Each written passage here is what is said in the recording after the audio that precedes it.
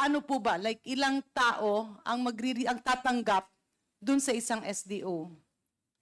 Ang presumption po dyan is yung taong tumanggap nung payment, siya yung nandyan pong received by. So, Pardon me, Mr. Chair? Siya- one person yung one acknowledgement receipt. Precisely. What I'm referring to is, yung acknowledgement receipt, di ba may mga dates? So, ang Yes, nagpapareceive Mr. Chair. isang tao lang. Kunyari, ma'am, attorney, ikaw yung SDO. Ibig ba sabihin ng SDO, ikaw ang nagpapatanggap ng pera? Tama po ba? Yes, ideally po. Okay. Supposed to be So, po.